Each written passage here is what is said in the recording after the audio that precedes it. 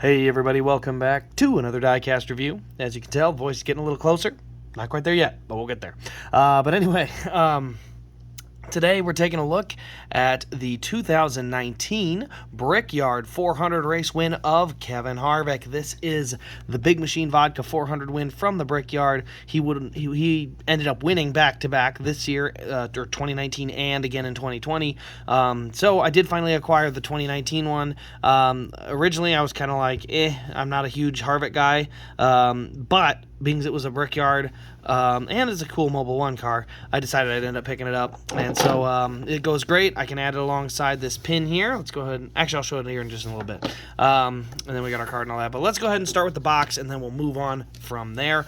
We do have a standard Elite box from the 2019 season. You can see nothing really changes around it. What was that? A piece of cardboard? Yep, there we go. One of 432 for the Indy Win Mustang, and that's pretty much all there is to see. Not much on there. Alright, so we do have a winner sticker here in green. You can see the green checkered flag sticker that goes on the name rail. And then you can see we got Kevin Harvick, Big Machine Vodka 400 at the Brickyard winner. September 8th, 2019. This was the year they tried to move it. Or I shouldn't say the year. They moved it for 2 years. 2018 and 19, they moved it to the first week of September. Not great.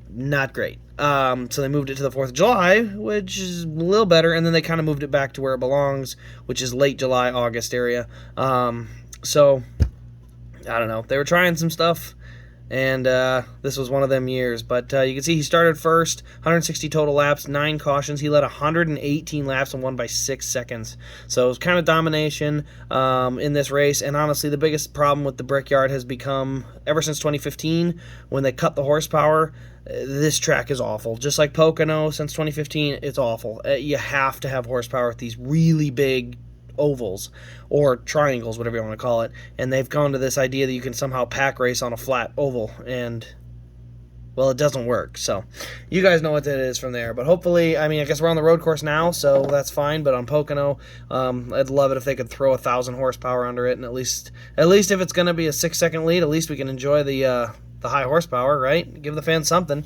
But here's the race pin. You can see Big Machine Vodka at the Brickyard. Powered by Florida Georgia Line, September 8th, 2019. So that is now, I have 2021, 2020, 2019, 2018, 2017 for the Brickyard 400 wins. I don't have either of the Kyle Bushes for 16 and 15. I do have Jeff Gordon's from 2014, Jimmy Johnson's from 2012, Paul Menard, I've got most of them. I'm missing a couple, but slowly kind of gathering up all the Brickyard 400 wins. So let's go ahead and take a look at the car here. We've gotten quite a ways in here. So as you can see, we do have our black Mobile 1 scheme. You can see here we got the Goodyear Eagles written here. You can see the tire on the front with a little bit of brake dust in there. You can see we got NASCAR Heat 4 or NASCAR NH4.TV. Got the Monster Energy Cup Series logo. There's our number 4. We got the Busch Beer logo along with Mobile 1, the ethanol ring. And you can see just a little mark here from the burnout. Jimmy John's up there. We got 3 wins up there on the name rail, and Kevin Harvick up there as well. Let's go ahead and go to the back first. You can see we do have our Mustang taillights here, looking good as ever. You can see that we do have a camera up here on the top of the M, and then we do have a few marks on the bumper from kind of the pushing on restarts. We do have a fuel cell in the back, kind of hard to see because I don't have good lighting to get in there, but we do have our fuel cell in the back along with our tall spoiler here. Mobile 1 on the deck lid along with DIN number 425 in the back window there. Got our number 4 up here on the roof along with Busch on the back of the roof, and then Harvick on the rear window. We also have the Monster Energy Cup Series banner up there with the Ford emblems, and you can even see the little triangles for the tear-offs. As we go to the right side, you can see we do have this orange tether on the inside of the right side window that comes out. You can see we do have a couple of little rivet marks here and here for the body panels, but overall it's a really clean car. It is a Brickyard car. They don't tend to have a ton of damage to them. That's fairly normal, but you do see the rivet marks, or at least where the rivets are supposed to be on this car. Also, the window vent up there is something that does stick out a little more than they do on other cars. As we get back around to the front, you can see we got Ford Mustang front end, 3 little pieces of tape, and that's it. A little piece of rubber up here on the right side headlight, but otherwise very clean. Not a lot of you know, beating and banging, dirt, dust, just a very clean car. You see we got Mobile 1 with the flames kind of up here on the headlights, so really sharp paint scheme as it always is. And it's really clean car, as I said, as the Brickyard does not tend to produce the most beaten and battered raced versions. We still get some occasionally. You know, that Casey Kane one was pretty good. And, you know, we've had a couple of them that really look good, but it is definitely on the rare side. So under the hood here, you can see we got our blue engine block. We can see a belt and an alternator, air filter right there. We got Mobile 1, Haas, and Wix under the hood there. But you can see there's our engine detail. So still better than the ARC, but by no means is it anything to write home about. Underneath, you can see we got Didden 425 functioning rear suspension. You can see I can move it both sides there.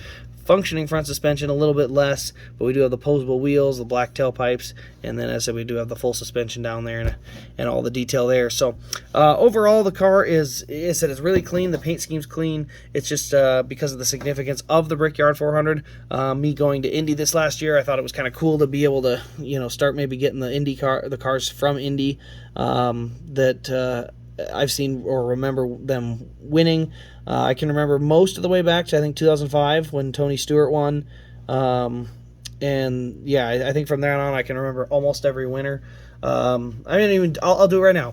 2005 with Tony Stewart, 2006 Jimmy Johnson, 2007 was Tony Stewart again, 2008 Jimmy Johnson, 2009 Jimmy Johnson, 2010 Jamie McMurray, 2011 Paul Menard, 2012 Jimmy Johnson, 2013 Ryan Newman, 2014 Jeff Gordon, who passed Casey Kane on a restart late, heartbreaker, 2015 Kyle Busch, 2016 Kyle Busch, 2017 Casey Kane, 2018 Brad Keselowski, 2019 Kevin Harvick, 2020 Kevin Harvick, 2021 AJ Allmendinger. So there you have it. See, I've still got those all drilled into my head, just like Daytona 500s.